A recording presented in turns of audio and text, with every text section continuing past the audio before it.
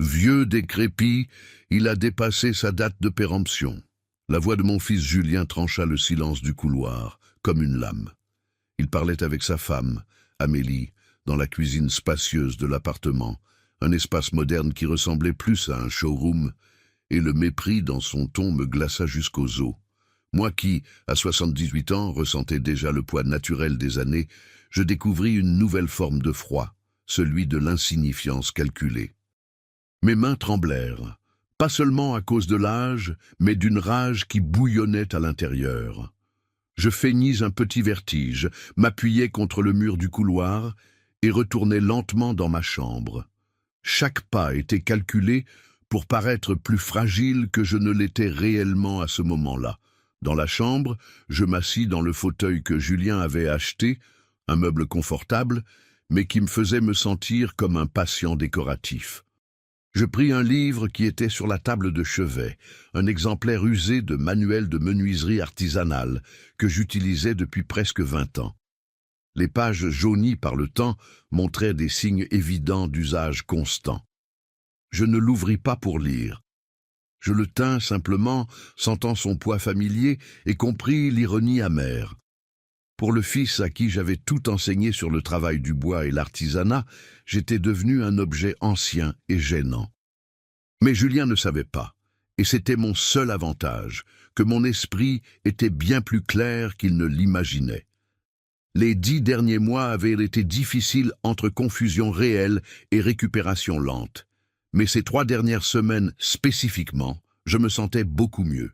Le problème était que plus je m'améliorais, plus il semblait vouloir me maintenir comme un invalide.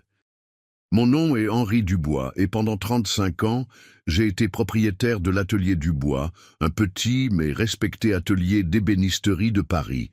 Nous n'étions pas célèbres nationalement, mais notre réputation était solide parmi les antiquaires locaux, quelques petits musées et les collectionneurs de la région.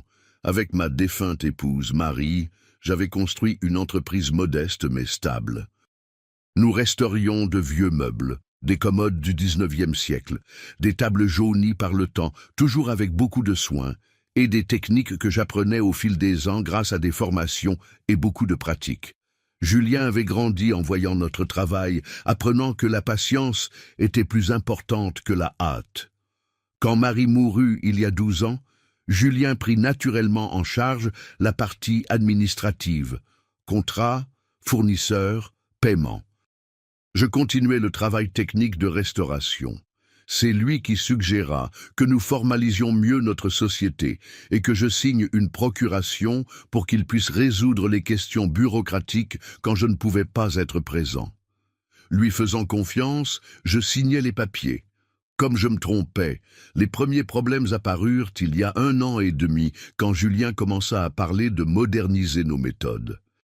Il voulait acheter des équipements plus chers, embaucher de nouvelles personnes, accepter plus de travaux que nous ne pouvions en faire avec qualité.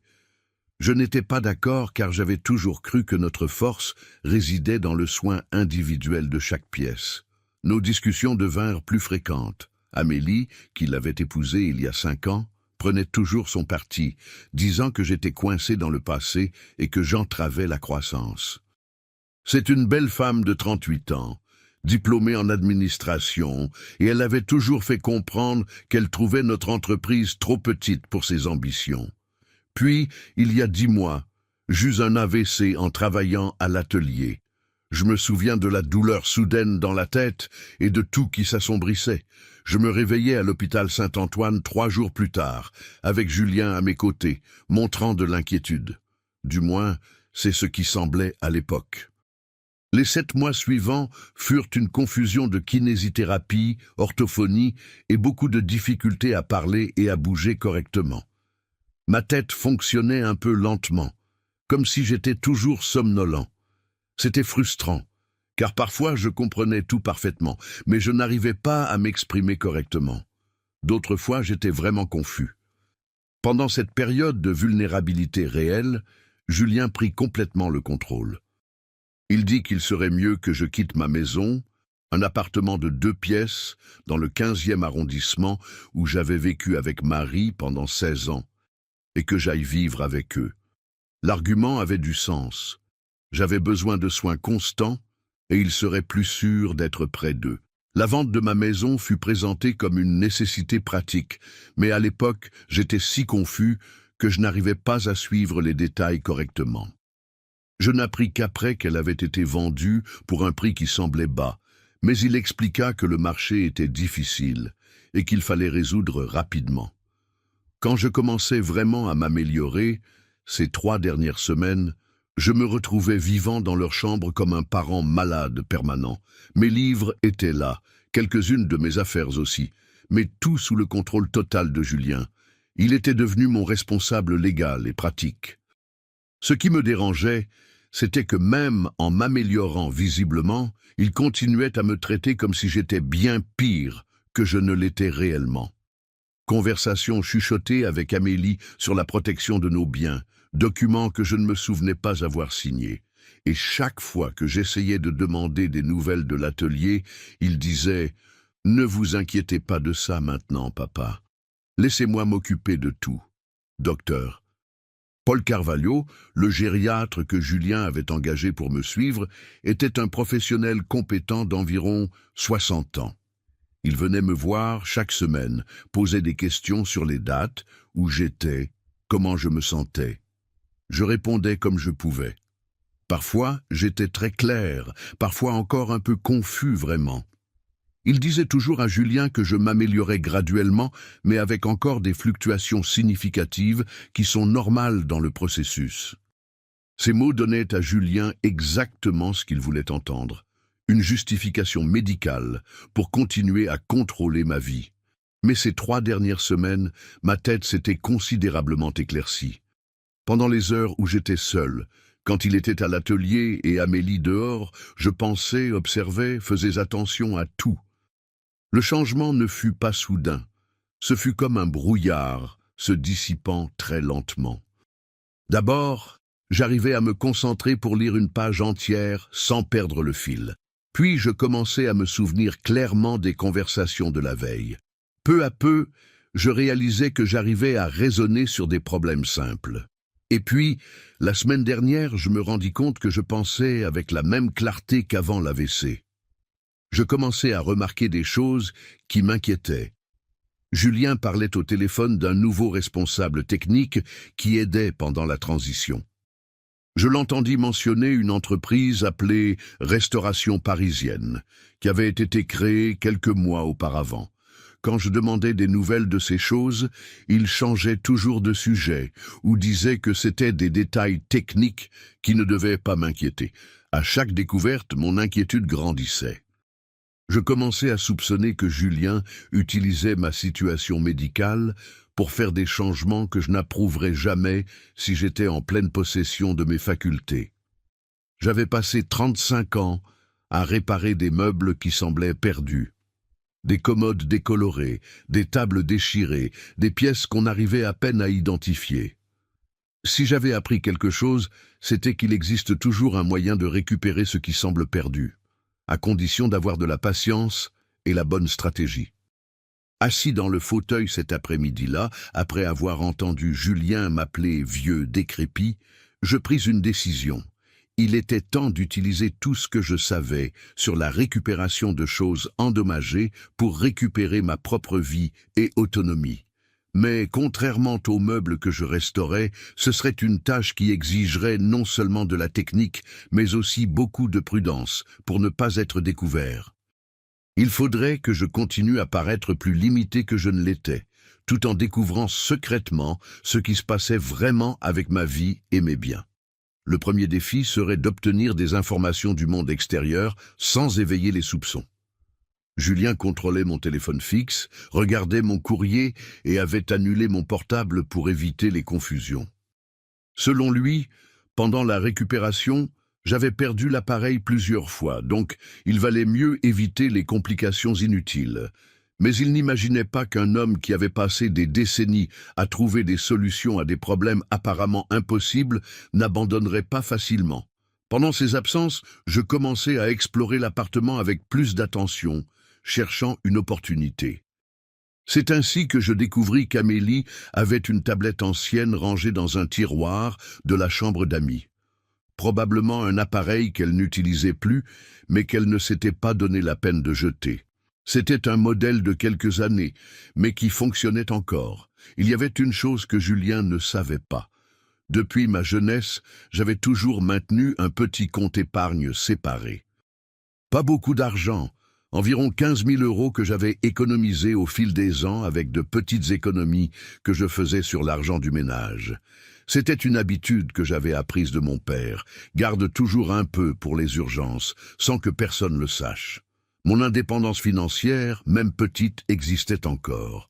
Pendant 5 jours, chaque fois qu'il sortait, je m'entraînais à utiliser la tablette. Au début, c'était très difficile. Mes doigts tremblaient encore un peu à cause des séquelles de l'AVC, et je n'avais jamais été doué avec la technologie.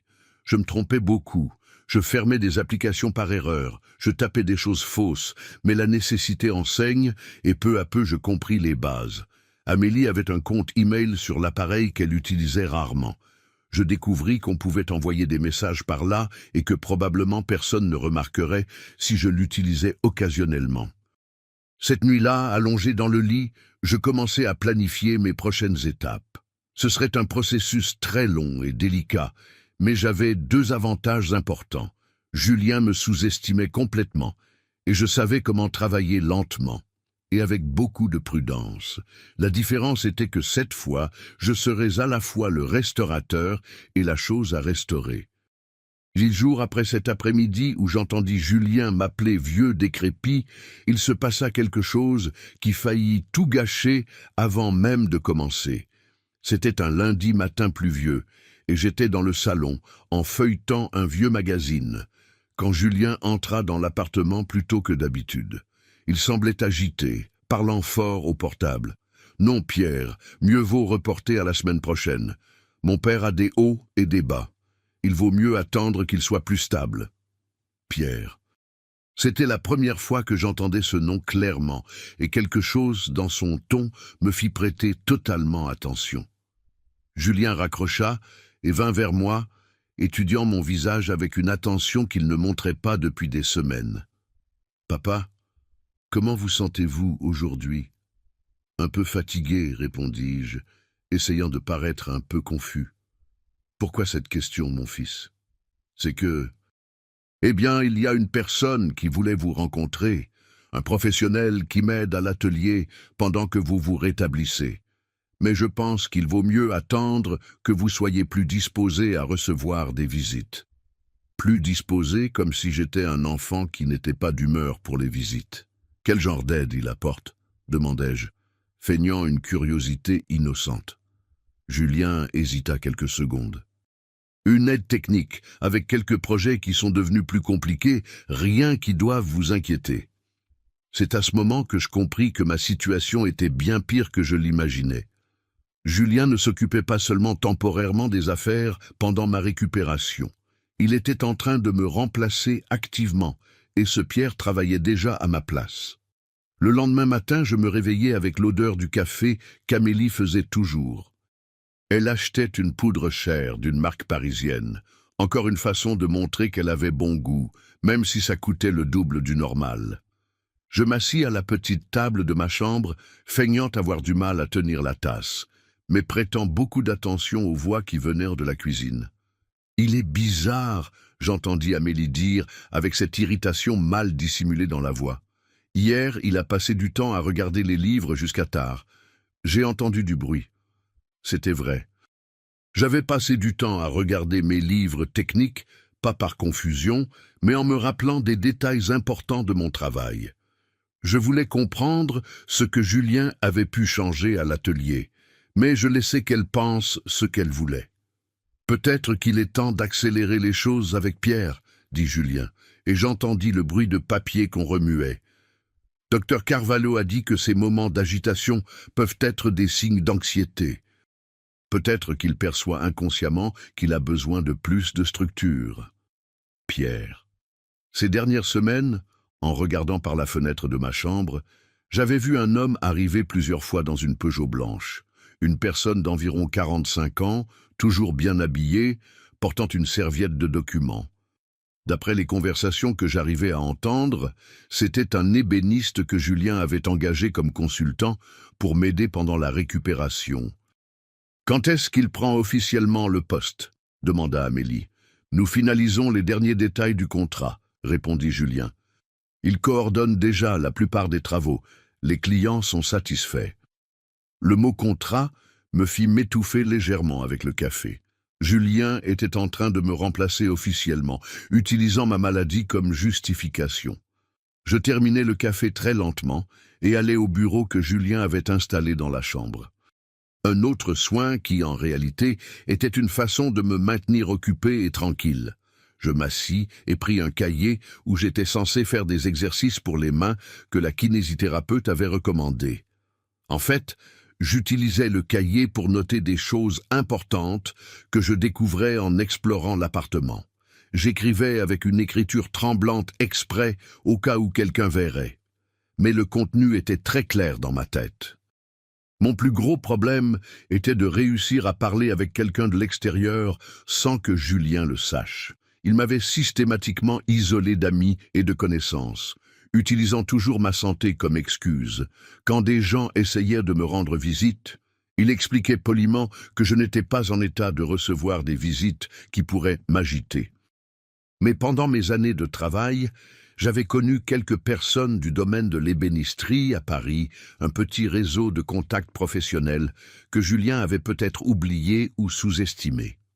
Après une semaine d'entraînement avec la tablette d'Amélie, toujours en session courte, pour ne pas être découvert, je décidai d'essayer de contacter quelqu'un. Mais d'abord, je devais être sûr de pouvoir le faire sans laisser de traces que Julien pourrait découvrir. Je choisis le professeur André Moreau de l'école Boulle. André avait collaboré avec moi sur 2 petits projets au fil des ans. Un spécialiste de l'ébénisterie du XVIIIe siècle qui avait toujours respecté mon travail. Plus important, il ne connaissait pas Julien personnellement, donc il n'aurait pas pensé à me protéger de lui. Il me fallut 3 tentatives pour réussir à envoyer un email sans me tromper. À la première, j'envoyais par erreur à la mauvaise adresse. À la seconde, j'oubliais d'écrire l'objet et le message était confus. Ce n'est qu'à la 3e que je réussis à bien écrire. André, c'est Henri Dubois. J'utilise l'email de ma belle-fille pour vous parler. J'ai eu un AVC il y a quelques mois, mais je me rétablis mieux que ma famille ne l'imagine. Julien me traite encore comme si j'étais très malade et j'ai besoin de parler à quelqu'un de confiance. Pouvez-vous m'appeler demain à 15 heures? Julien sera absent. S'il vous plaît, ne parlez pas de cet email s'il répond. Un abrazo de votre ami. La réponse mit 2 jours à arriver. André avait dû trouver bizarre de recevoir un email du comte d'Amélie d'Henri. Quelle joie d'avoir de vos nouvelles. Julien m'avait dit il y a quelques mois que vous vous rétablissiez, mais que vous ne pouviez pas encore recevoir d'appel. Bien sûr que je vais appeler. J'ai hâte de discuter avec vous. À mercredi. Le jour convenu, quand le téléphone sonna à 15 heures précises, je ressentis une émotion que je n'avais pas éprouvée depuis des mois. La voix familière d'André fut comme entendre un ami après beaucoup de temps de silence forcé. « Henri, comme c'est bon de vous parler. Comment vous sentez-vous » ?»« André, dis-je, contrôlant soigneusement ma voix pour ne pas paraître trop forte. J'ai besoin que vous m'écoutiez attentivement. Je ne suis pas aussi limité que Julien l'a dit aux gens. Ma tête est plus claire, j'arrive à parler presque normalement, mais il utilise ma condition médicale pour me maintenir isolé. » Il y eut une longue pause. « Henri, vous en êtes sûr ? Un AVC, c'est très sérieux et votre voix est un peu différente, plus lente. André, vous me connaissez depuis plus de 15 ans. À part le fait que je parle un peu plus lentement à cause des séquelles, remarquez-vous un problème grave dans ma façon de parler ? Une confusion dans ce que je dis ?» Il s'arrêta pour réfléchir soigneusement. « Non, en fait vous semblez lucide, parlant plus lentement, mais très cohérent et clair. Pendant 20 minutes, je lui racontais ce qui se passait. Le contrôle excessif, l'isolement forcé, les décisions prises sans que je le sache, ce Pierre qui prenait ma place. » André m'écouta avec une inquiétude croissante, mais posa aussi des questions intelligentes qui montraient qu'il évaluait ma capacité mentale. « Henri, Parlez-moi de cette restauration qu'on a faite ensemble sur la commode Louis XV de 1750. Vous vous souvenez des détails? C'était un test et je le savais. Je me souviens, oui. C'était une commode avec des marqueteries détériorées et les tiroirs qui coinçaient. Nous avons utilisé la technique de ponçage léger avec des grains fins. Puis nous avons appliqué de la colle neutre sur les parties qui se détachaient. Vous aviez été impressionné par la façon dont le bois avait réagi au traitement. « Parfait », dit André, clairement satisfait. « Votre mémoire technique est intacte. Ça me convainc que vous êtes vraiment lucide. Mon Dieu, Henri, ça ressemble vraiment à un cas d'abus de pouvoir. Vous avez besoin d'aide juridique spécialisée.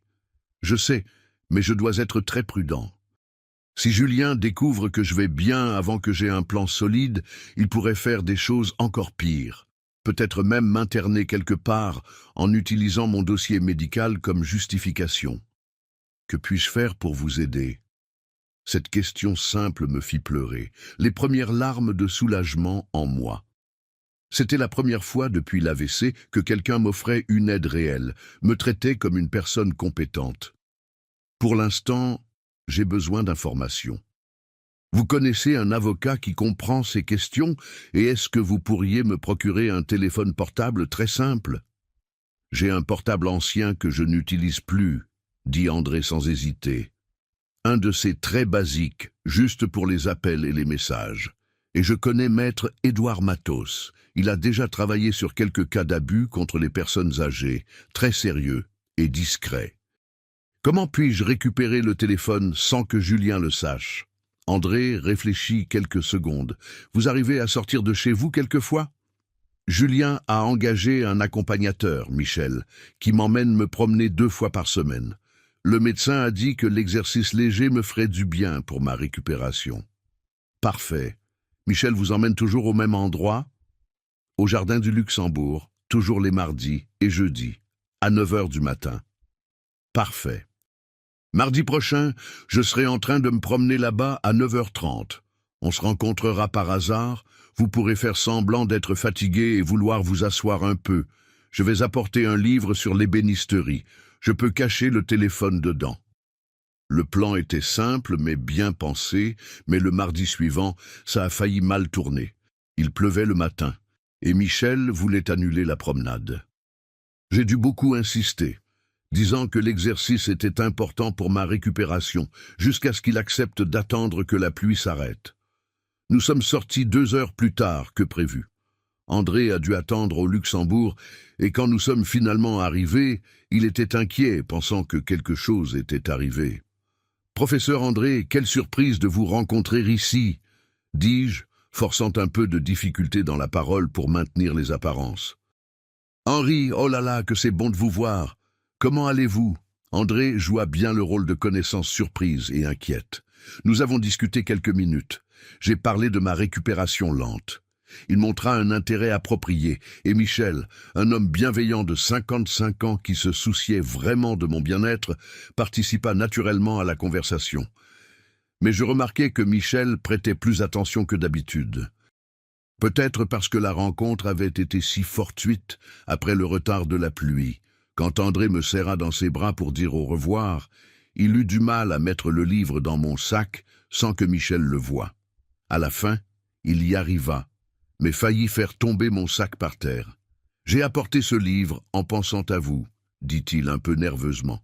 « Quand vous vous sentirez mieux pour la lecture, vous pourrez y jeter un œil. » Sur le chemin du retour, Michel commenta « Quelle chance de rencontrer votre ami, monsieur Henri, et comme c'était gentil d'apporter un livre pour vous. »« Eh oui, une personne très bien, » répondis-je, essayant de paraître désinvolte, mais inquiet qu'il puisse soupçonner quelque chose. De retour à l'appartement, je trouvai dans le livre un téléphone très simple, un de ceux avec un petit écran, de gros boutons et des fonctions basiques, avec un papier. « Cher ami, voici votre instrument de liberté, maître Édouard Matos, 01 42 85 76 39. Utilisez avec prudence. André. » Cette nuit-là, quand la maison fut complètement silencieuse, j'allumai l'appareil pour la première fois, Mais il me fallut presque 10 minutes pour découvrir comment passer un appel. Les boutons étaient trop petits et mes doigts tremblaient encore un peu. Quand j'y arrivais finalement, il était presque 23 heures. « Allô ?» La voix de maître Matos était professionnelle, mais il semblait irrité d'être dérangé si tard. « Maître Matos, je vous prie d'excuser l'horaire. Je suis Henri Dubois. Le professeur André Moreau m'a donné votre numéro. »« Ah oui, André m'a parlé de votre situation. Monsieur, pouvons-nous discuter mieux à un autre moment? Il est très tard. » « C'est que je ne peux parler que tard le soir. La situation est assez délicate et compliquée. »« Je comprends.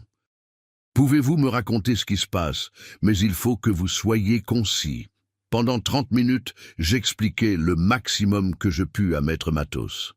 Il posa des questions spécifiques, très basiques, sur les papiers que j'avais signés, sur les choses que Julien faisait, sur ma condition médicale actuelle.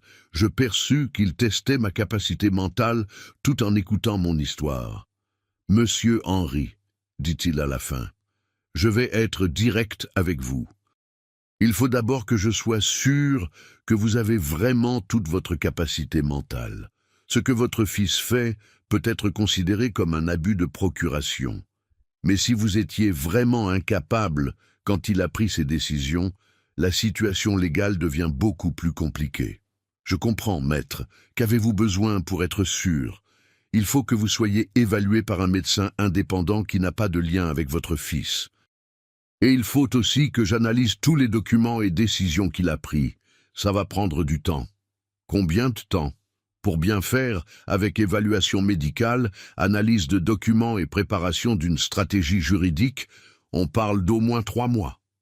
3 mois?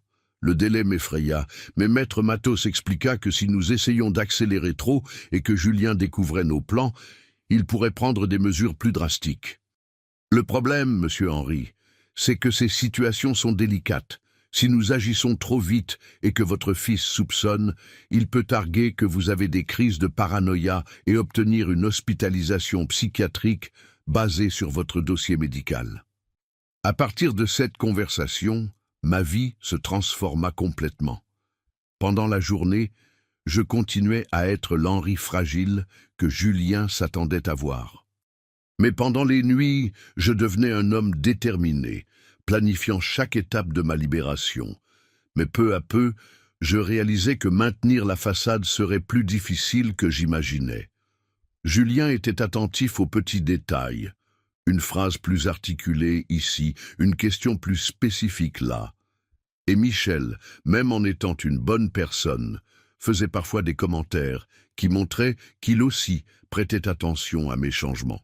« Vous êtes beaucoup plus animé ces derniers temps, monsieur Henri, » dit-il un jeudi. « Vous parlez plus, posez plus de questions. C'est très bien pour votre récupération. » Des commentaires comme ça me rendaient nerveux. Si même Michel le remarquait, Julien certainement aussi. La découverte la plus douloureuse arriva par une combinaison de chance et de malchance. C'était un jeudi après-midi nuageux, et plusieurs choses s'alignèrent en même temps. Julien dut sortir en courant pour résoudre un problème avec un client.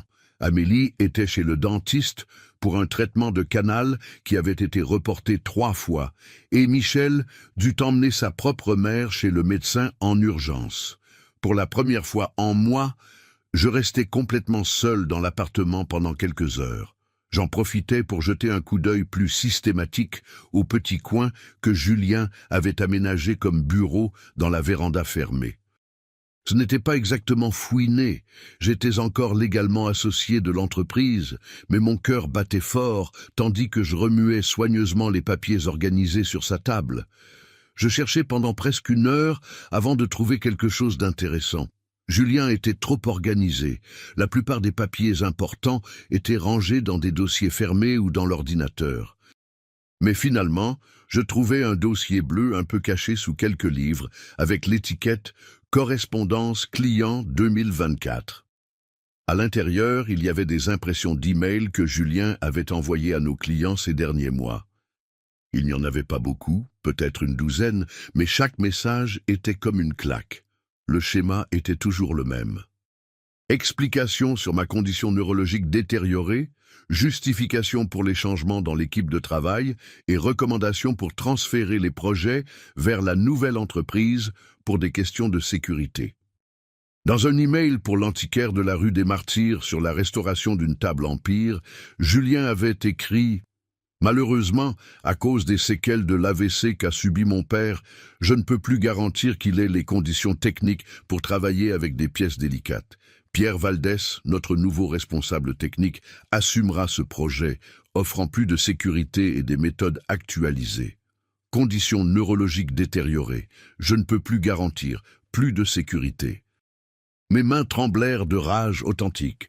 Julien ne faisait pas que m'isoler, il détruisait systématiquement ma réputation professionnelle, construite au cours de plus de 3 décennies de travail soigneux.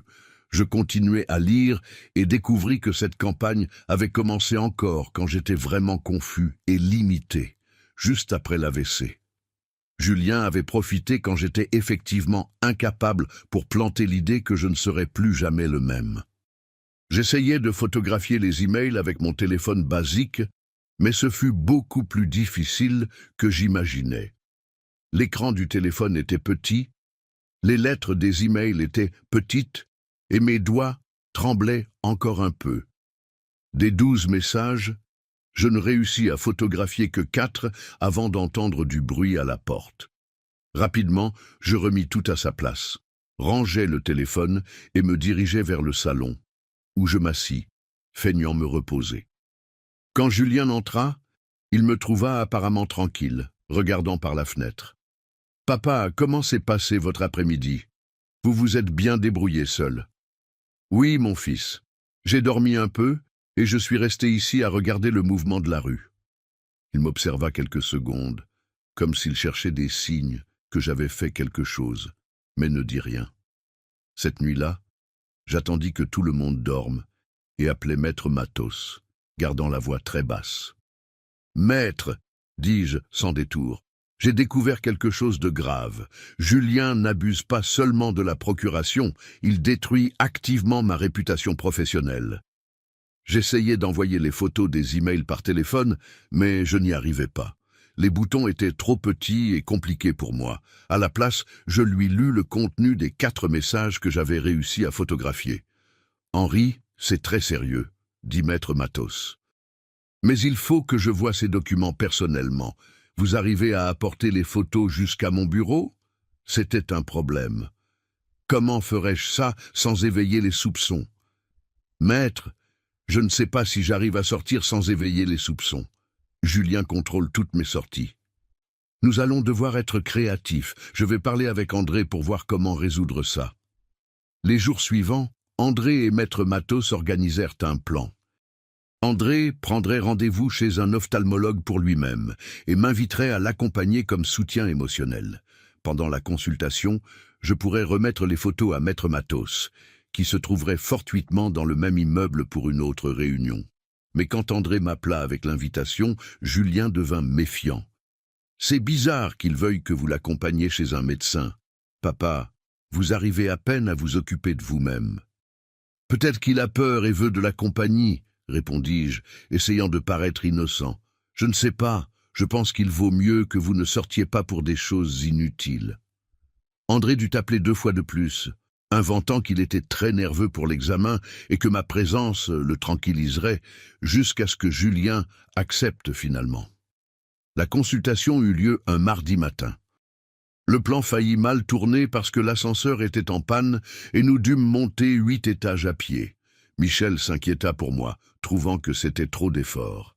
« Peut-être qu'il vaut mieux rentrer, monsieur Henri, vous vous fatiguez. » Je dus insister que j'allais bien, même essoufflé, pour ne pas rater l'opportunité. Maître Matos attendait dans le couloir comme convenu. André fit les présentations comme si c'était une rencontre fortuite. « Quelle coïncidence, maître Édouard, voici mon ami Henri, dont je parle toujours. » Pendant quelques minutes de conversation apparemment désinvolte, je réussis à remettre discrètement le téléphone avec les photos des emails. Il le rangea rapidement dans sa poche. « Ce fut un plaisir de vous rencontrer, monsieur Henri. André parle toujours très bien de vous. » Sur le chemin du retour, Michel commenta. Quel avocat sympathique, n'est-ce pas? Et quelle chance de le rencontrer là! Oui, il avait l'air d'une bonne personne, répondis-je, essayant de montrer du naturel. Quelques jours plus tard, Maître Matos m'appela avec plus de nouvelles. Henri, les photos ne sont pas très claires. J'arrive à lire le contenu général, mais pour utiliser comme preuve légale, il me faut les documents originaux ou de meilleures copies. C'était un problème. Je ne pouvais pas retourner fouiller dans les papiers de Julien. Il faisait plus attention à moi et je n'aurais pas une autre opportunité d'être seul si facilement. Nous allons devoir travailler avec ce qu'on a pour l'instant, dit Maître Matos. Mais il va falloir que j'organise une évaluation médicale indépendante de vous. Ça va prendre quelques semaines à arranger. Pendant ce temps, Maître Matos me recommanda Dr Patricia Lemos, une neuropsychologue spécialisée dans l'évaluation de la capacité mentale. Le problème était d'obtenir une consultation sans éveiller les soupçons. La solution vint quand André se proposa de m'accompagner à une consultation qu'il prendrait lui-même, alléguant des inquiétudes sur sa propre mémoire. C'était une excuse plausible. André avait 58 ans et pouvait légitimement s'inquiéter de trous de mémoire. Mais quand arriva le jour de la consultation, André était nerveux et ça faillit tout gâcher. « Henri, et s'il découvre qu'on ment, et si le médecin se rend compte que je n'ai aucun problème de mémoire? André, détendez-vous, vous allez dire que vous vous inquiétez préventivement. C'est normal. » La consultation avec Dr Patricia dura presque 3 heures, beaucoup plus que prévu. Elle fit une évaluation superficielle d'André, qui était vraiment nerveux, et oublia quelques réponses évidentes à cause du stress. Puis ce fut mon tour. Dr Patricia me soumit à plusieurs tests, mémoire, raisonnement, coordination, langage. À certains moments, j'eus des difficultés réelles à cause des séquelles de l'AVC. Ma coordination fine n'était pas parfaite et parfois je mettais un peu plus de temps à trouver les mots justes, mais globalement ma performance fut bonne. « Monsieur Henri, dit-elle à la fin, vous vous êtes très bien rétabli de l'AVC. Vous avez quelques limitations résiduelles petites, mais rien qui compromette votre indépendance ou capacité à prendre des décisions. Votre raisonnement est préservé et votre mémoire fonctionne normalement. » Elle formalisa tout dans un rapport, mais alerta que j'aurais besoin d'un second avis médical pour que le document ait plus de poids légal. Un rapport seul ne suffit pas pour contester une procuration dans des cas comme celui-ci, expliqua Maître Matos dans une de nos conversations nocturnes. Il nous faut au moins 2 spécialistes d'accord sur votre capacité. Le processus était beaucoup plus long et compliqué que j'imaginais. 6 semaines s'étaient déjà écoulées depuis que j'avais commencé à planifier ma libération et j'étais encore loin d'avoir tout ce qu'il me fallait. Pire encore, Julien faisait de plus en plus attention à moi. Pendant les repas, il posait des questions spécifiques sur comment je me sentais, si j'avais des épisodes étranges ou des souvenirs confus. Dans une occasion particulièrement tendue, pendant un dîner où Pierre fut invité à dîner avec nous, je faillis me trahir complètement. Pierre expliquait à Amélie quelques changements qu'il avait faits à l'atelier. J'ai mieux organisé l'archive des clients, séparé les travaux par type de bois, créé un système de suivi plus efficace. Monsieur Henri faisait tout de façon très artisanale. Artisanale, comme si 35 ans d'expérience était un défaut. À ce moment, je faillis perdre le contrôle. En fait, Pierre, chaque meuble est unique et a besoin d'un traitement individualisé. On ne peut pas trop systématiser quand on travaille avec des pièces historiques qui ont des caractéristiques spécifiques. Le silence qui suivit fut total. Julien me regarda avec une expression qui mêlait surprise et alarme croissante. Pierre fut clairement désorienté par l'articulation technique du patient en récupération. Amélie laissa échapper un « oh là là » doucement. Rapidement, je me repris. Désolé, parfois les souvenirs du travail reviennent comme ça, soudainement. Dr Carvalho a dit que ça peut arriver. Julien se détendit un peu, mais je perçus qu'un soupçon s'était ancré dans son esprit. Cette nuit-là, il resta plus longtemps dans ma chambre, à poser des questions sur comment je me sentais, si j'avais des épisodes de clarté excessive. « Comment vous êtes-vous senti pendant le dîner, papa ?» Vous n'étiez pas fatigué par la conversation sur le travail. Un peu fatigué, oui, répondis-je, feignant un bâillement. Mais c'était bien d'écouter, même en comprenant seulement quelques parties. Mais je savais que je vivais sur le fil du rasoir. Si Julien commençait à soupçonner sérieusement avant que j'aie tous les documents prêts, il pourrait être trop tard. Henri, Julien commence à se douter. Je ne sais pas si j'arrive à maintenir ça beaucoup plus longtemps, dis-je à maître Matos pendant notre appel de l'aube suivante. Henri, nous avons déjà le premier rapport médical. Je vais accélérer pour obtenir le second, mais vous devez faire très attention s'il soupçonne avant l'heure. Je sais, mais j'ai aussi l'impression qu'il prépare quelque chose. Mon intuition était juste. Le week-end suivant, Julien arriva à la maison avec du matériel promotionnel dans les mains et ce sourire forcé que j'apprenais à craindre. « Papa, » dit-il en s'asseyant à côté de moi, « j'ai trouvé quelque chose qui pourrait vous intéresser. » Le matériel que Julien tenait était un dossier élégant, avec plusieurs feuilles colorées. Quand il l'ouvrit, il révéla des photographies bien produites d'installations modernes, de jardins soignés et de personnes âgées souriantes dans des activités supervisées. Le titre, en lettres dorées, disait « Résidence Les Tilleuls, soins spécialisés pour le troisième âge ». Regardez quel endroit intéressant, dit Julien, montrant les pages, comme quelqu'un qui présente une opportunité. Chambres individuelles, assistance médicale, kinésithérapie, thérapie occupationnelle, une bibliothèque. J'ai pensé que ça pourrait être bien que vous connaissiez. Mes yeux parcoururent les images soigneusement choisies. C'était une institution de qualité, c'était évident. Mais c'était quand même une institution. Sur les photos, je voyais des personnes âgées, bien soignées, faisant des activités, se promenant dans des couloirs, avec des accompagnateurs, prenant des médicaments avec des infirmières. Tous semblaient en sécurité, contrôlés. Tous semblaient prisonniers dans des cages dorées. « C'est juste une idée, » continua Julien, utilisant ce ton de quelqu'un qui veut convaincre. « Vous pourriez visiter, connaître l'endroit. Pas besoin de décider quoi que ce soit maintenant. » « Mais, demandai-je, feignant un intérêt sincère, mais Dr Carvalho a commenté que vous présentez quelques signes qui peuvent être préoccupants. Épisodes de lucidité soudaine qui peuvent indiquer une instabilité neurologique. Il pense qu'un environnement plus supervisé serait plus sûr. Épisode de lucidité soudaine, instabilité neurologique, environnement supervisé. Les mots étaient des lames aiguisées. Julien avait perçu ma dérapade pendant le dîner avec Pierre et réagissait rapidement. La résidence Les Tilleuls n'était pas une suggestion, c'était une menace élégante, une solution finale au problème que je devenais. « Je comprends », murmurai-je, feignant de feuilleter le matériel avec intérêt. « Ça semble vraiment un endroit bien organisé. »« Que c'est bien que vous vous y intéressiez !» Le soulagement dans sa voix était clair.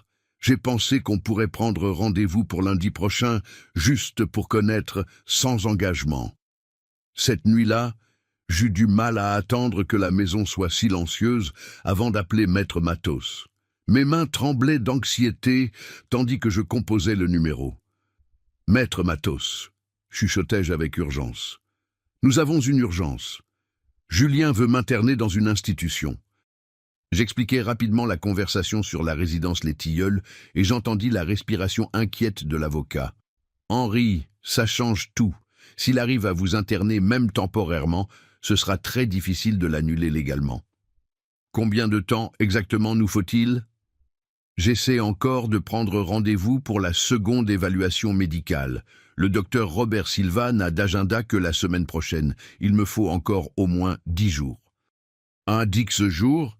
Le délai me désespéra. « Maître, la visite c'est lundi, je ne sais pas si j'arrive à reporter. Nous allons devoir tout accélérer. Je vais travailler le week-end pour avoir au moins les documents de base prêts, mais ce ne sera pas l'idéal. » Le week-end qui suivit fut le plus tendu de ma vie. Julien était entré en mode d'observation totale, analysant chaque mot, chaque geste. Pendant les repas, il posait des questions qui étaient clairement des tests. Papa, vous vous souvenez quel fut le dernier travail qu'on a fait ensemble à l'atelier? C'était un meuble ancien, non? Je ne me souviens pas bien des détails. Et ce client, monsieur François, vous vous souvenez de lui? Monsieur François, le nom me dit quelque chose, mais je n'arrive pas à me rappeler exactement. Chaque réponse vague était comme marcher sur une corde raide. Trop spécifique, et il soupçonnerait que je faisais semblant. Trop clair, et il accélérerait l'internement. Le dimanche soir, la situation faillit exploser. Amélie était allée voir sa sœur. Michel était en repos, et je restais seul avec Julien. Il prépara un thé à la camomille et s'assit en face de moi avec une mine très sérieuse. « Papa, dit-il avec une voix d'interrogatoire, il faut que je vous pose une question importante. » Mon cœur s'emballa, mais je gardai l'expression calme. Vous avez conscience que parfois vous parlez de façon très technique du travail. La question était une bombe. Nous nous regardâmes en silence pendant quelques secondes. Je vis dans ses yeux de la méfiance, de la peur et quelque chose qui pouvait être de la culpabilité. « Technique ?» répétai-je, inclinant la tête comme si je ne comprenais pas. « Comment ça, mon fils ? Vendredi dernier, quand Pierre parlait de l'atelier, vous avez fait des commentaires très précis, comme si vous saviez exactement de quoi il s'agissait. »« Ah, ça ?» je soupirai, forçant un sourire confus. « Parfois, les vieilles choses que j'ai apprises reviennent dans ma tête. Docteur Carvalho a dit que c'est normal, que la mémoire à long terme reste préservée, même quand d'autres choses deviennent confuses. » C'était une explication que j'avais étudiée. Julien me regarda attentivement pendant plusieurs secondes. « Et vous vous souvenez d'avoir dit ces choses ? » ?»« Dis quoi, mon chéri ?» La confusion que je mis dans la voix était parfaite. Julien soupira et se détendit un peu. « Peu importe, papa. C'est que parfois, j'ai l'impression que vous êtes plus présent que vous ne le montrez au quotidien. »« Présent ?» répétai-je, comme si le mot était étranger. « J'essaie de faire attention, mon fils, mais parfois, ma tête devient un peu nébuleuse. » Julien sembla satisfait, mais pas complètement convaincu. « C'est exactement pour ça que je pense que la résidence serait bien. Là-bas, il y a des spécialistes qui comprennent ces fluctuations et peuvent aider. »« Fluctuations », répétai-je les mots comme s'ils étaient très compliqués. « Ça semble important. » Quand je réussis à me coucher, j'eus l'impression d'avoir passé un interrogatoire de police, mais j'avais survécu une fois de plus. Le lundi s'annonça avec un soleil fort. Julien se leva tôt et sortit pour régler des choses, promettant de revenir à midi pour qu'on déjeune et qu'on aille ensuite connaître la résidence. À 10h30, mon téléphone vibra. C'était Maître Matos. « Henri, j'ai réussi à avancer quelque chose en travaillant le week-end. J'ai les documents principaux prêts, mais nous n'avons pas encore la seconde évaluation médicale. » Qu'est-ce que ça signifie ? Ça signifie que je peux essayer d'annuler la procuration basée sur le rapport qu'on a, mais ce sera plus fragile légalement. Si votre fils conteste, ce sera plus difficile à soutenir. Maître, si on n'essaie pas aujourd'hui, il va m'emmener dans cette institution. Je comprends. Je vais envoyer l'huissier à 15h30, mais préparez-vous. Sans la seconde évaluation médicale, votre fils peut arguer que le premier rapport est erroné. Je préfère essayer aujourd'hui plutôt que de ne jamais essayer. Le reste de la matinée fut une torture. Chaque minute semblait une heure. Je pris un bain, mis mon plus beau costume, un ensemble gris qui me donnait confiance, et attendis. À midi, Julien arriva avec de la nourriture japonaise. Il savait que j'aimais ça, et essayait clairement de me maintenir de bonne humeur. « Comment allez-vous aujourd'hui, papa ?» demanda-t-il. « Différemment, répondis-je honnêtement. « Différemment comment ?»« Éveillé, comme si quelque chose d'important allait arriver. » C'était risqué de dire ça, mais je voulais préparer le terrain. Julien me regarda attentivement. Intéressant. Peut-être que c'est une réaction positive à l'idée de connaître un nouvel endroit. Nous déjeunâmes presque en silence, lui commentant de temps en temps le temps qu'il faisait. Je répondis peu, feignant être absorbé dans des pensées confuses. À 15h20, je me levai. Je vais m'arranger pour la visite. Bonne idée, papa. Mettez quelque chose de confortable. Julien s'installa dans le salon avec des papiers, probablement des documents sur mon possible internement. J'allai dans la chambre, mais pas pour me changer. Je m'assis dans le fauteuil et attendis, respirant profondément. À 15h30 précise, la sonnette retentit. J'entendis Julien se lever, grommeler qu'il n'attendait personne et aller jusqu'à la porte. Des voix dans le hall, une inconnue, formelle, et celle de Julien, d'abord polie puis confuse. « Monsieur Julien Dubois ?»« Oui, c'est moi. Mais vous arrivez en avance, ce n'était pas à 16h ?»« Monsieur, je ne viens pas de la résidence. Je suis huissier de justice et j'ai une notification pour vous concernant des questions légales de monsieur Henri Dubois. » « Questions légales? Quelles questions? Mon père est malade, il n'a pas les conditions. » « Monsieur, il faut que vous signiez ce reçu confirmant la réception. » Silence, puis bruit de papier qu'on feuillette et ensuite un cri qui fit trembler les vitres. Qu'est-ce que c'est que ça? C'était l'heure. Je me levai, respirai profondément et marchai vers le salon. Je trouvai Julien tenant des enveloppes officielles, le visage pâle, les yeux écarquillés, lisant les documents. « Papa, dit-il, la voix rauque. Vous pouvez m'expliquer ce que ça signifie ?» Les papiers tremblaient dans ses mains. C'était l'annulation de la procuration, la copie du rapport médical prouvant ma capacité et la notification du début du processus pour annuler les décisions prises sans mon autorisation. « Ça signifie quoi, mon fils ?» répondis-je, laissant ma voix retrouver le ton naturel pour la première fois en moi. « Que la comédie est arrivée à sa fin. » Julien me regarda comme s'il voyait un fantôme. Sa peau avait perdu toute couleur. « Vous faisiez semblant tout ce temps ?»« Pas tout ce temps, » répondis-je calmement, m'asseyant dans le fauteuil principal, la position que je n'occupais pas depuis presque un an. Mais ces dernières semaines, oui. Et pendant cette période, j'ai découvert des choses très éclairantes sur la façon dont vous avez pris soin de ma vie. Les mots sortaient avec précision, chaque syllabe calculée pour atteindre la cible. « Papa, je peux expliquer ?» « Vous pouvez. Alors, expliquez-moi comment vous avez transféré nos clients à votre nouvelle entreprise. Expliquez-moi comment vous avez utilisé ma procuration sans me consulter. Expliquez-moi comment vous avez vendu ma maison pour un prix bas. » À chaque accusation, Julien pâlissait davantage. Ses yeux bougeaient entre les documents et mon visage. « Et principalement, continuai-je, ma voix maintenant tranchante.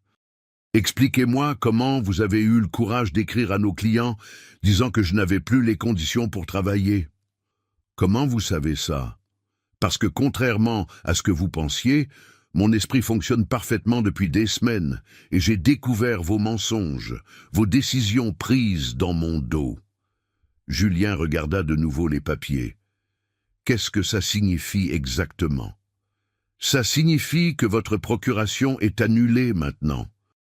Ça signifie que j'ai un rapport médical confirmant ma capacité mentale. Et ça signifie que je vais contester légalement les décisions que vous avez prises sans mon autorisation réelle. » Je me levai et marchai jusqu'à lui, m'arrêtant tout près. « Et ça signifie, principalement, qu'à partir de demain, je reprends ma propre vie sans supervision et définitivement sans avoir besoin de votre protection. » Le silence qui suivit mes paroles était lourd et suffocant. Julien restait immobile, les documents tremblants dans ses mains, tandis qu'Amélie, qui était arrivée de chez sa sœur au milieu de ma révélation et était restée debout à la porte comme une statue, s'approchait lentement, comme si elle marchait sur des œufs. « Ça ne peut pas être vrai, » murmura finalement Julien, la voix presque un chuchotement. « Vous étiez confus, perdu. Les médecins ont dit... » Docteur Carvalho a confirmé. « Docteur Carvalho a dit que je m'améliorais progressivement, » l'interrompis-je avec précision. « Mais vous avez choisi d'écouter et de divulguer seulement les parties qui convenaient à vos plans. » Je marchai jusqu'à l'étagère, où quelques-uns de mes livres techniques étaient rangés, pris un volume sur l'ébénisterie de base, et l'ouvris à une page que je connaissais bien. « Page 89, » dis-je, sans regarder le texte. « Comment traiter l'humidité dans le bois ancien ? En utilisant un déshumidificateur et de l'huile de lin, page 134. Comment identifier les vers qui attaquent le meuble en utilisant un test avec de la poussière fine? Page 178. Comment enlever les taches de moisissure sans abîmer le bois original? Arrêtez, dit Julien, la voix presque inaudible. Arrêtez, s'il vous plaît. Je fermai le livre et le remis à sa place. Une personne avec des problèmes mentaux n'arrive pas à se souvenir de procédures techniques détaillées, Julien. Mais vous étiez si convaincu de votre propre version que vous n'avez même pas questionné si c'était vrai. Amélie trouva finalement sa voix. Mais vous sembliez si limité, les difficultés à parler, les oublis. Les difficultés que j'ai montrées ont été soigneusement calculées, répondis-je en me tournant vers elle. Quant aux oublis, eh bien, vous avez cru ce que vous vouliez croire. Julien se jeta sur le canapé, les papiers s'éparpillant autour de lui. Pourquoi, papa? Pourquoi faire semblant? Pourquoi ne pas simplement dire que vous alliez mieux? La question montrait une naïveté presque touchante. Pourquoi, mon fils? Dis-je, m'asseyant dans le fauteuil principal. Quand j'ai commencé à m'améliorer et que je croyais encore que vous vous occupiez seulement temporairement des affaires, j'ai découvert des emails que vous avez envoyés à nos clients. Je pris mon téléphone basique et montrai quelques notes que j'avais prises. Malheureusement, à cause des séquelles de l'AVC qu'a subi mon père, c'était pour l'antiquaire de la rue des Martyrs. Vous voulez que je continue? Julien couvrit son visage de ses mains. Vous détruisiez ma réputation professionnelle pendant que j'étais vulnérable, utilisant ma condition médicale comme excuse pour me remplacer. Quelle option j'avais à part faire semblant d'aller plus mal pour gagner du temps et découvrir ce qui se passait vraiment? Je vous protégeais, dit-il, la voix étouffée par ses mains. Je protégeais notre entreprise. Protéger. Le mot sortit chargé de colère. Vous avez transféré nos clients à une entreprise dont je ne fais pas partie, vendu ma maison pour un prix bas et engagé un remplaçant pour prendre ma place définitivement. Quelle partie de ça était de la protection? Il enleva ses mains de son visage, et je vis des larmes dans ses yeux, mais c'étaient des larmes de peur des conséquences, pas de remords. Je croyais que vous ne redeviendriez jamais comme avant. Les médecins ont dit que des cas comme le vôtre se rétablissent rarement complètement. J'essayais de garantir que l'entreprise survive. Notre entreprise, je me levais, l'indignation me donnant de la force. L'entreprise que j'ai construite pendant 35 ans, l'entreprise que vous étiez en train de démanteler pour créer la vôtre. J'allais à la fenêtre en essayant de contrôler ma colère. Quand je me retournais, ma voix était plus calme, mais plus dangereuse. Julien, pendant des semaines, je vous ai observé prendre des décisions sur ma vie comme si j'étais un objet. Je vous ai vu mentir à nos clients, je vous ai vu manipuler des contrats, je vous ai vu planifier mon internement pour garder le contrôle indéfiniment. L'internement était pour votre bien, pour mon bien, la question sortit chargée d'ironie. Ou pour que vous puissiez avoir le contrôle total sans vous inquiéter de la possibilité que je me rétablisse. Amélie, qui était restée silencieuse, parla finalement. « Henri, vous devez comprendre que Julien était sous beaucoup de stress. S'occuper de vous, administrer les affaires. »« Amélie, dis-je, me tournant vers elle avec un sourire glacé. Je suggère que vous restiez silencieuse, parce que si je commence à parler de comment vous avez bénéficié des rénovations de l'appartement payées avec l'argent détourné de l'entreprise, cette conversation va devenir beaucoup plus compliquée pour vous. » Elle pâlit et recula. Je reportai mon attention sur Julien, qui tenait maintenant sa tête entre ses mains. « Maintenant, je vais être très clair sur les conséquences, » continuai-je implacablement. Maître Matos a suffisamment de documentation pour des procès civils et possiblement criminels. Criminels? Julien leva la tête. Détournement de fonds, abus de procuration, possible falsification. La liste existe. Maître Matos peut expliquer les détails. Il se leva en chancelant. Papa, s'il vous plaît, je sais que j'ai commis des erreurs graves, mais... Erreurs? Le mot explosa de moi. Les erreurs, c'est quand vous oubliez de renouveler un contrat. Ce que vous avez fait était une campagne systématique pour me voler mon autonomie et mon patrimoine. Je marchais jusqu'à lui en m'arrêtant tout près. Mais savez-vous quelle fut votre plus grosse erreur, Julien? Ce fut de sous-estimer votre propre père, de penser que 35 ans d'expérience à résoudre des problèmes difficiles ne m'avaient pas préparé à résoudre le problème d'un fils qui abuse de la confiance. Je ne voulais abuser de rien, dit-il, la voix se cassant. Je voulais juste... Vous vouliez quoi? Le pouvoir, le contrôle, ou vous vouliez vous débarrasser d'un père qui avait toujours été plus compétent que vous? L'accusation fit mouche. Je vis dans ses yeux l'éclair d'une vieille colère, un ressentiment qu'il cachait depuis des années. « Vous ne m'avez jamais donné d'espace pour grandir », explosa-t-il finalement. « C'était toujours vous, toujours votre compétence, votre réputation. J'ai passé ma vie à être le fils d'Henri Dubois. Je n'ai jamais réussi à construire ma propre identité. Et pour ça, vous avez décidé de détruire la mienne? Je ne voulais rien détruire. Je voulais juste avoir une chance de commander quelque chose sans être dans votre ombre, sans avoir à entendre comment vous faisiez les choses mieux. » La confession resta dans l'air. C'était ce que je soupçonnais depuis des années. Julien ne m'avait pas trahi seulement par cupidité. Il m'avait trahi par ressentiment, par un sentiment d'inadéquation qu'il portait depuis des décennies. « Julien, dis-je, ma voix devenant plus contrôlée, si vous m'aviez parlé de ça il y a des années, nous aurions pu trouver une solution. Nous aurions pu étendre l'entreprise, créer des domaines indépendants, vous donner la reconnaissance que vous méritiez. Mais vous ne m'auriez jamais vraiment laissé prendre le contrôle, dit-il, l'amertume claire dans la voix. Vous auriez toujours eu une suggestion, une correction. Peut-être que vous avez raison, admis-je. Peut-être que j'ai été trop contrôlant, mais ça ne justifie pas ce que vous avez fait. Je retournai à la fenêtre, voyant les lumières de l'après-midi s'allumer. La différence entre nous, Julien, c'est que j'ai construit mon autorité grâce à la compétence et au travail. Vous avez essayé d'obtenir la vôtre par la manipulation et la trahison. Et maintenant, demanda-t-il, la voix presque inaudible, qu'est-ce qui se passe maintenant? C'était la question que je m'étais posée des centaines de fois. Que faire avec un fils qui m'avait trahi si complètement? Maintenant, dis-je en me tournant vers lui avec un dossier que maître Matos avait préparé. Vous allez apprendre que les actions ont des conséquences. Je lui donnai le dossier. Voici les conditions pour résoudre cette situation.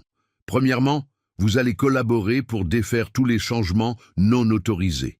Deuxièmement, vous allez écrire des lettres de rétractation à tous les clients à qui vous avez menti sur ma condition. Troisièmement, vous allez rendre tous les contrats et équipements que vous avez transférés à votre entreprise. Julien ouvrit le dossier avec des mains tremblantes. Et en échange, nous gardons ça hors des tribunaux criminels. Vous continuez à travailler dans l'entreprise, mais comme employé, pas comme associé contrôleur. Vous aurez un salaire juste, mais vous n'aurez plus jamais l'autorité pour prendre des décisions seul. Et si je refuse? C'était la partie la plus difficile. Pendant des semaines, j'avais lutté avec moi-même sur jusqu'où aller. Une partie de moi voulait le voir payer pour chaque trahison, mais une autre partie, la partie qui était encore son père, voulait trouver un chemin qui offrait une chance de rédemption. Si vous refusez, dis-je finalement, Maître Matos est prêt à engager toutes les actions légales, procès civil pour récupérer les dommages, procès criminel pour abus de confiance. Vous passerez les prochaines années à expliquer vos actions à des procureurs et des juges. C'était une offre plus généreuse qu'il ne le méritait, mais elle n'était pas motivée seulement par la justice, elle était aussi motivée par la praticité. Un procès criminel serait long, cher et préjudiciable à la réputation de l'entreprise. Mais, continuai-je, ma voix devenant dure comme l'acier, si vous acceptez ces conditions et qu'ensuite vous essayez quoi que ce soit pour récupérer le contrôle, si vous contestez n'importe quelle décision, alors tous les procès seront immédiatement engagés. Julien feuilleta les documents, puis me regarda, puis regarda Amélie.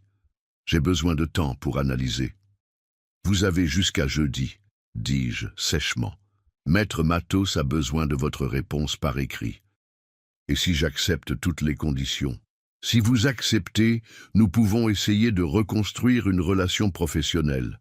Vous continuez à travailler avec moi, mais en suivant mes directives. Et personnellement, notre relation de père et fils? La question me frappa comme un coup de poing. C'était la question que j'avais évité d'affronter. Comment reconstruire l'affection après une trahison si profonde? Julien, dis-je lentement, vous avez cassé quelque chose en moi que je ne sais pas si ça peut être complètement réparé. La confiance est comme un meuble ancien. Une fois endommagé, même si vous le restaurez, les marques restent toujours visibles. Des larmes commencèrent à couler sur son visage. Mais je continuais. Mais contrairement à ce que vous m'avez fait, je ne vais pas vous enlever votre espoir. Si vous démontrez par des actions et non par des mots que vous pouvez être digne de confiance à nouveau, alors peut-être qu'avec beaucoup de temps, nous pourrons reconstruire quelque chose. C'était tout ce que je pouvais offrir. Plus qu'il ne méritait, moins qu'il ne voulait, mais la seule base réaliste pour avancer. Maintenant, dis-je, regardant l'horloge, j'ai un appel important à passer.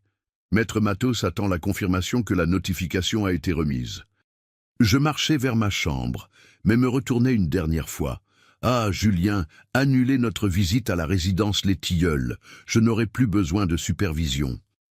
L'appel que je devais passer était pour confirmer ma réservation à l'hôtel des Grands Boulevards. Un établissement simple mais propre à Montparnasse que j'avais trouvé dans une recherche soigneuse.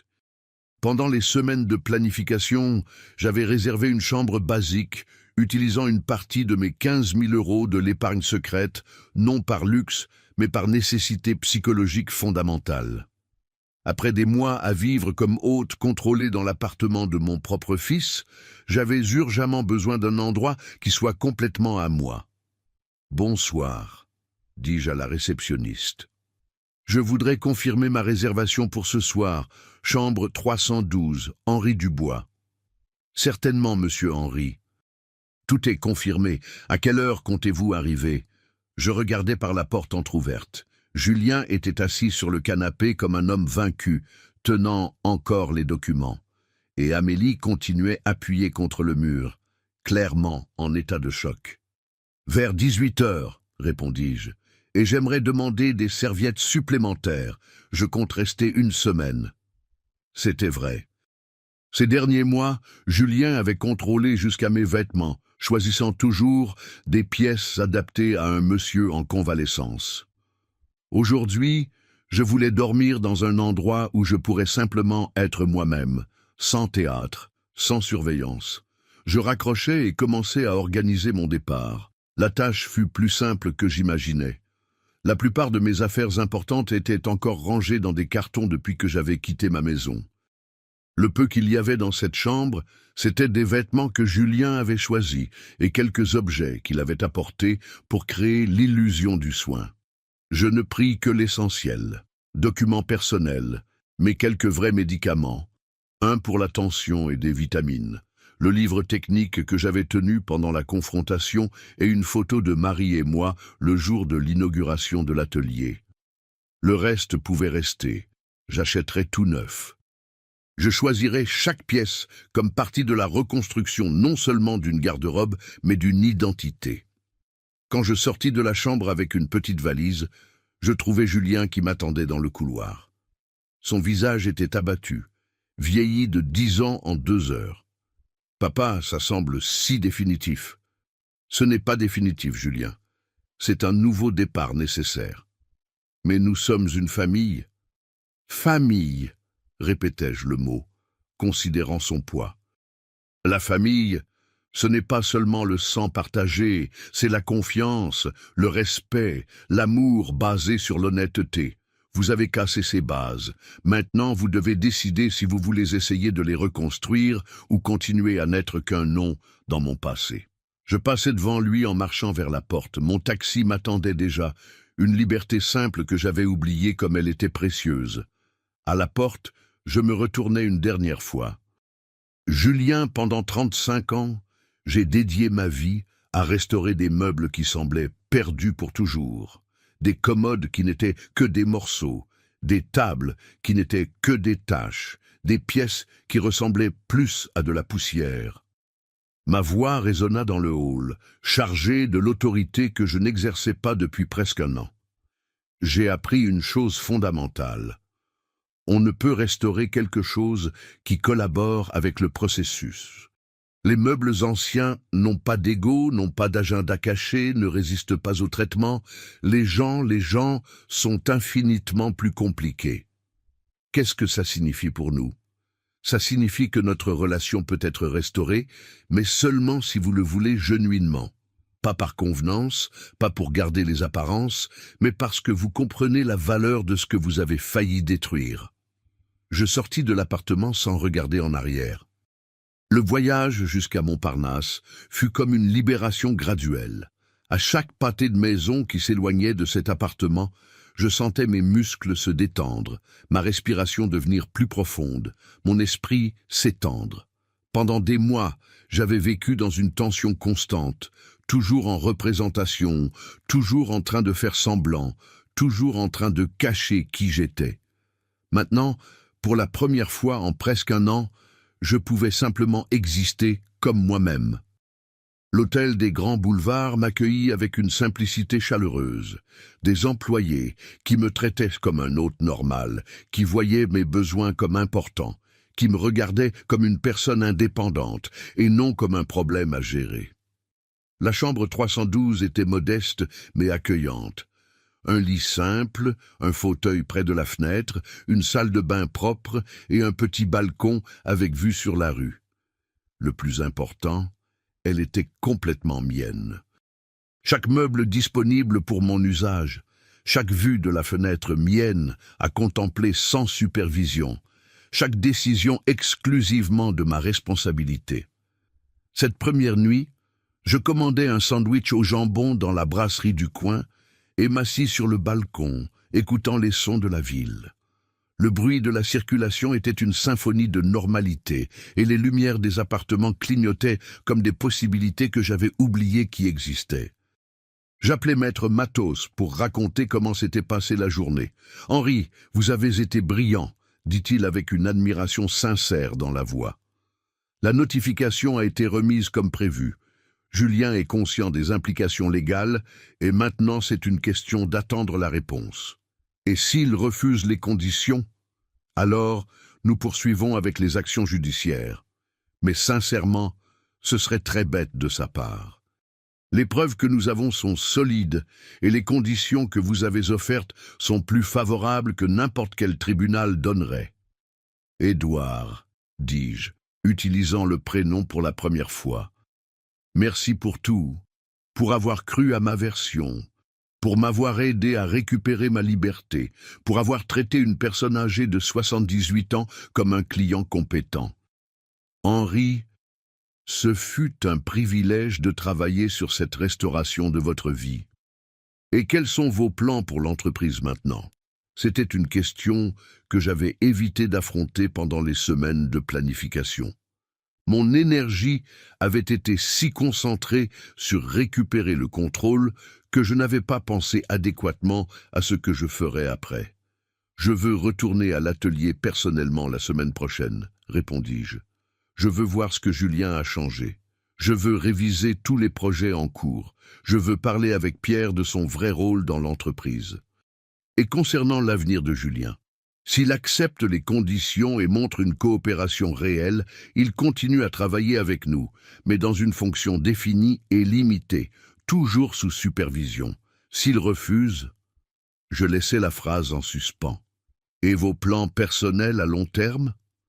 Cette question me remplit d'une énergie que je ne ressentais pas depuis presque un an. Pour la première fois depuis l'AVC, je pouvais penser à l'avenir sans peur. Je veux étendre notre travail de façon responsable. Peut-être un petit partenariat avec une université pour enseigner des techniques de base d'ébénisterie. Possiblement un petit espace de recherche sur la préservation du mobilier ancien. Paris a un patrimoine historique qui a besoin de soins et maintenant j'ai l'expérience et la liberté pour faire une vraie différence. Ambitieux, mais réalisable, connaissant votre compétence. Nous passâmes encore une demi-heure à parler d'aspects légaux et de possibilités futures. Quand je raccrochais, je ressentis quelque chose que je n'expérimentais pas depuis presque un an. Un enthousiasme sincère pour demain. Le reste de la semaine passa dans une succession de petits plaisirs redécouverts. Des promenades le long de la Seine sans horaire fixé, des repas choisis par ma propre volonté, un livre lu sans interruption. J'achetais des vêtements qui me faisaient me sentir compétent et élégant, des couleurs que j'aimais, des coupes qui me favorisaient, des tissus agréables au toucher. C'était comme reconstruire mon identité, pièce par pièce, choix par choix. Le jeudi matin, Maître Matos appela à 10h15. Henri, j'ai reçu la réponse de Julien. Il accepte intégralement toutes les conditions proposées. Je ressentis un mélange de soulagement et, surprenant, une petite tristesse. Une partie de moi avait espéré qu'il montre quelque esprit de combat, quelque disposition à défendre sa position. Sa capitulation complète était la confirmation que le fils que j'avais élevé était devenu un homme sans conviction profonde. Il a dit autre chose. Il veut vous rencontrer, pas pour négocier. Il a été clair sur l'acceptation de tout, mais pour essayer d'expliquer et demander conseil sur comment procéder. Expliquer quoi? Comment on explique presque un an de manipulation? Henri, la décision vous appartient, mais peut-être que ce serait important pour vous deux d'avoir une conversation de clôture. Je réfléchis soigneusement. L'homme blessé en moi voulait refuser, mais le professionnel savait qu'il serait nécessaire d'établir une relation de travail fonctionnelle. Demain à 14h dans votre bureau. Terrain neutre, avec vous présent. Parfait, je vais organiser. Cette nuit-là, je me préparais comme un dirigeant pour une négociation. Je choisis un ensemble gris impeccable, des bijoux discrets mais élégants, une montre qui soulignait mon autorité. Je n'allais pas comme un père blessé ou homme trahi. J'allais comme PDG compétent, comme professionnel respecté, comme homme qui avait complètement récupéré son autonomie. La rencontre fut contrôlée et formelle. Julien avait maigri, avait des cernes profondes et l'apparence de quelqu'un qui ne dormait pas bien depuis des jours. Quand il me vit entrer, il se leva automatiquement. « Papa, dit-il, la voix rauque, merci d'accepter cette rencontre. »« Julien, répondis-je, m'asseyant en bout de table. Vous avez 15 minutes. » Il respira profondément, essayant d'organiser des pensées qui le tourmentaient, probablement. Je veux présenter des excuses formelles, pas parce que les avocats l'ont recommandé, mais parce que c'est vrai. Ce que j'ai fait était mal à tous les niveaux. C'était un début, mais je ne dis rien. Je me contentais de le regarder en attendant. Vous aviez raison sur le ressentiment. Pendant des années, je me suis senti diminué, toujours dans votre ombre. Mais ça ne justifie rien de ce que j'ai fait, spécialement utiliser votre vulnérabilité médicale contre vous. Continuez. Quand vous avez eu l'AVC, j'ai vraiment pensé que c'était permanent. Les médecins ont été clairs sur les faibles probabilités de récupération complète. Et oui, une partie de moi a vu une opportunité de commander enfin quelque chose indépendamment. Et quand vous avez réalisé que je me rétablissais mieux que prévu, je suis entré en panique totale. La confession sortit comme un soupir de défaite. J'étais si investi dans l'idée que vous ne vous rétabliriez pas que quand les signes d'amélioration sont apparus, mon premier instinct fut de les nier, de les cacher. Même de moi-même, même de vous. Il regarda ses mains. C'est là que j'ai réalisé à quel point je m'étais perdu moralement. Ce n'était plus question de protéger l'entreprise, c'était question de maintenir égoïstement un pouvoir que je savais ne pas mériter. Qu'avez-vous appris de ça? La question sembla le surprendre. J'ai appris que l'autorité sans légitimité est une tyrannie temporaire. J'ai appris que le contrôle basé sur les mensonges s'effondre toujours. Et j'ai appris que... Il s'arrêta, cherchant les mots. Je préfère être un employé compétent dans une entreprise intègre plutôt qu'un chef frauduleux dans une entreprise construite sur la trahison.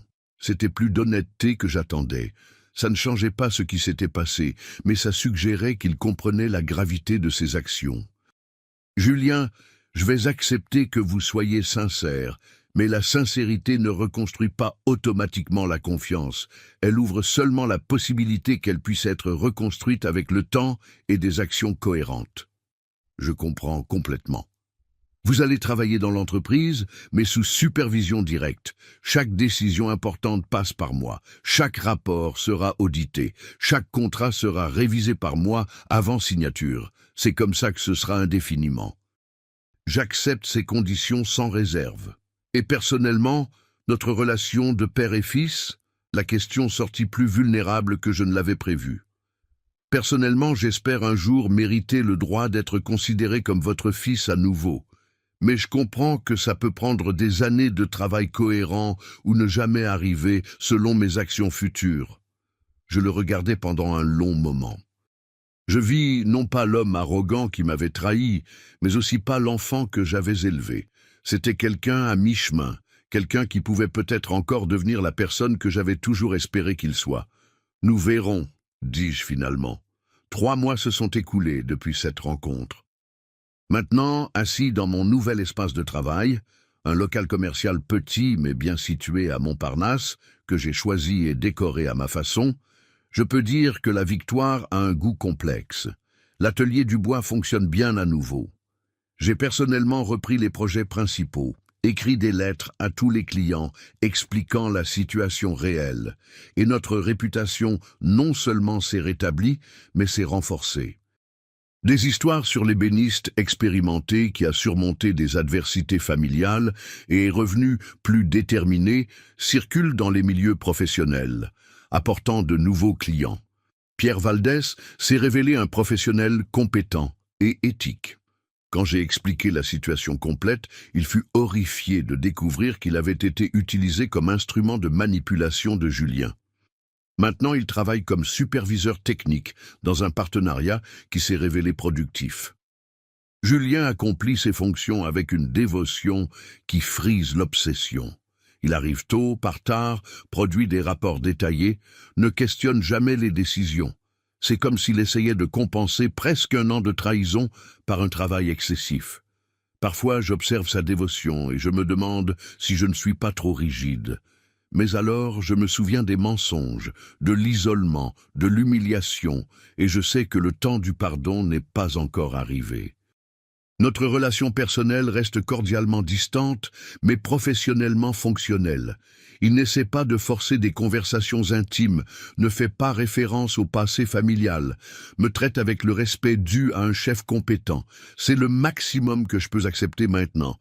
La question financière fut résolue par des accords qui récupérèrent la majeure partie du patrimoine détourné. Les équipements furent rendus, les contrats frauduleux annulés, les modifications bancaires inversées. Julien a accompli sa partie de l'accord complètement. Mais la victoire la plus importante est personnelle. À 78 ans, j'ai redécouvert que j'ai encore de l'énergie pour des rêves ambitieux. L'entreprise établit un programme de stage avec des étudiants en ébénisterie intéressés par la restauration. Un partenariat modeste avec un musée local pour la conservation de meubles historiques et des plans pour un petit centre de formation. Parfois, pendant les après-midi ensoleillés dans mon bureau, je prends le livre technique que je tenais pendant ma confrontation et je réfléchis aux ironies de la vie. J'ai passé 3 décennies à restaurer des meubles anciens, préservant leur intégrité et valeur. Je n'avais jamais imaginé qu'un jour, j'aurais besoin d'appliquer les mêmes principes à la restauration de ma propre vie. Mais j'ai appris quelque chose de fondamental. Restaurer quelque chose d'endommagé ne signifie pas faire semblant que les dommages n'ont jamais existé. Ça signifie reconnaître les zones endommagées, les traiter adéquatement, et ensuite renforcer la structure pour résister aux problèmes futurs. Les marques de la restauration deviennent partie de l'histoire de l'objet, témoins de survie et de résistance. Ma relation avec Julien a des cicatrices qui ne disparaîtront peut-être jamais complètement, mais ça ne signifie pas qu'elle ne peut pas être fonctionnelle, respectueuse et possiblement même affectueuse. À nouveau, ça signifie seulement qu'elle sera différente de ce qu'elle était avant, plus prudente, plus consciente, plus sage sur les risques. La confiance, j'ai découvert, est comme un meuble historique endommagé. Elle peut être restaurée avec technique et patience, mais elle gardera toujours les marques de ce qu'elle a subi. Et peut-être que c'est bien. Peut-être que la confiance qui survit à la trahison et passe par le processus de restauration est plus précieuse que la confiance qui n'a jamais été testée.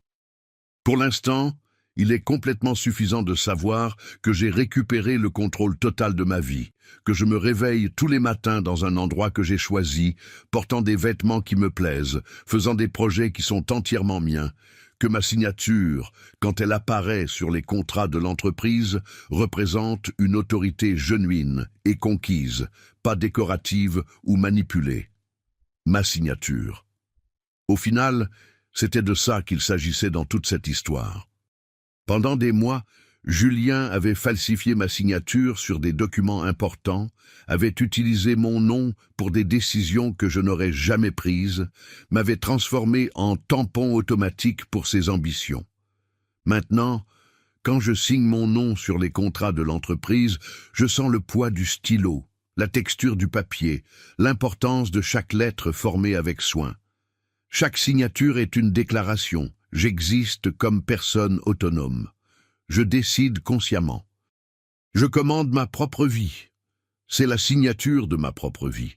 Et elle n'a jamais été si ferme, si consciente, si genuinement mienne. Hier, en finissant de restaurer une commode Louis XVI du XVIIIe siècle, une pièce magnifique qui avait subi des années de négligence, je réalisais quelque chose d'important. Cette commode, comme moi, avait été abîmée par ceux qui auraient dû en prendre soin. Ses tiroirs coinçaient, son vernis était terni, ses marqueteries se détachaient. Mais sous la surface endommagée, la structure était encore solide, le bois encore noble, l'artisanat encore exceptionnel. Avec patience, technique et respect pour l'original, elle retrouvait maintenant sa beauté et sa fonctionnalité. Mieux encore, les traces subtiles de la restauration témoignaient de sa survie, de sa résistance, de sa capacité à surmonter l'adversité. Elle était maintenant plus précieuse qu'un meuble qui n'avait jamais connu de difficultés, car elle portait l'histoire de sa résilience. Ce matin, en ouvrant l'atelier, j'ai trouvé une lettre glissée sous la porte. L'écriture était familière, celle de Julien, mais plus soignée que d'habitude, comme s'il avait pris beaucoup de temps pour former chaque mot. « Papa, cela fait 3 mois que je travaille sous vos nouvelles conditions. Je n'écris pas pour demander de l'indulgence ou pour négocier quoi que ce soit. Je voulais juste vous dire que chaque jour, je comprends un peu mieux l'ampleur de ce que j'ai failli détruire. Pas seulement l'entreprise ou l'argent, mais quelque chose de beaucoup plus précieux, votre confiance et votre respect. Je sais que je n'ai pas le droit de demander pardon. Le pardon doit être mérité, pas réclamé. Mais je voulais que vous sachiez que je travaille chaque jour pour devenir l'homme que vous aviez espéré que je devienne. Pas pour récupérer des privilèges, mais parce que c'est la seule façon honorable de vivre avec ce que j'ai fait. Merci de m'avoir donné une chance de me racheter, même si cela prendra des années. Et merci de m'avoir montré que l'amour véritable parfois ressemble à de la sévérité. Votre fils qui apprend encore à le mériter, Julien. » Je pliai la lettre soigneusement et la rangeai dans le tiroir de mon bureau. Pas dans la corbeille, mais pas non plus dans un endroit d'honneur. Simplement conservée, comme une pièce d'un puzzle qui se reconstruit lentement. Cet après-midi, André Moreau est passé à l'atelier pour voir comment allaient les choses. Nous avons pris un café en regardant Julien travailler méthodiquement sur le ponçage d'une table de bibliothèque du XIXe siècle. Sa technique s'était améliorée, ses mouvements étaient plus sûrs, plus respectueux du bois. « Il a changé », observa André. « Il y a quelque chose de différent dans sa façon de travailler. »« Oui », répondis-je. « Il travaille maintenant comme quelqu'un qui sait que chaque geste compte, que chaque erreur a des conséquences. Et vous ? Comment vous sentez-vous » Je réfléchis à la question. Comment me sentais-je? Libéré, certainement. Vengé? Non, ce n'était pas le bon mot.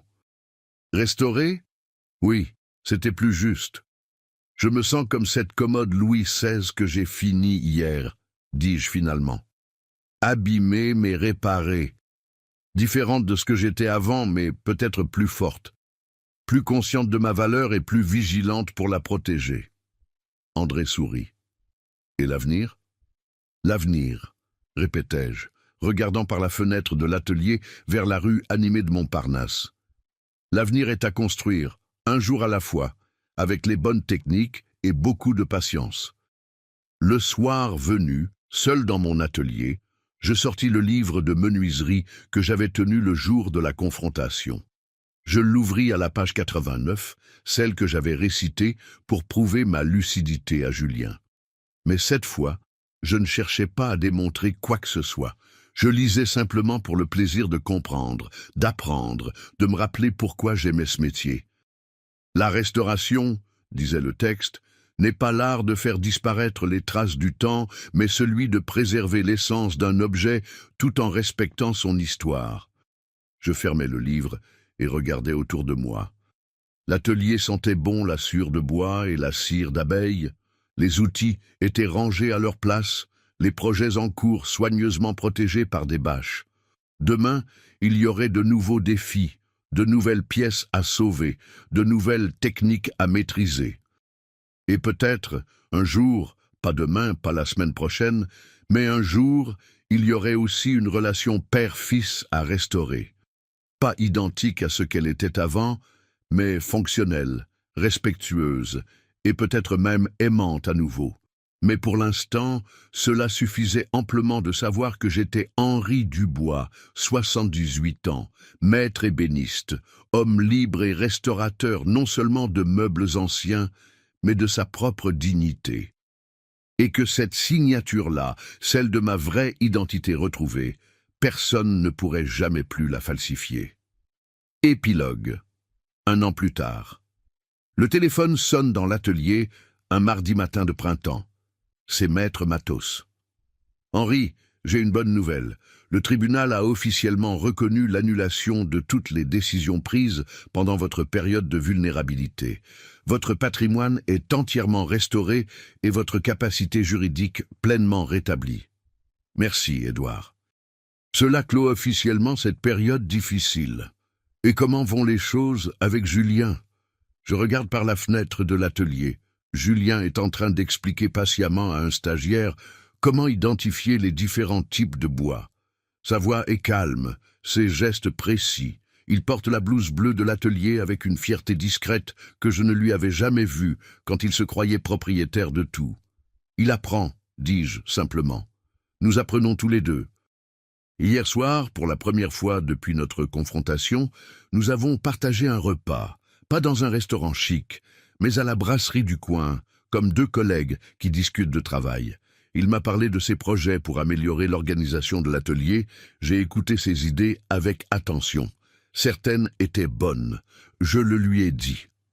À la fin du repas, en se levant pour partir, il a hésité un moment.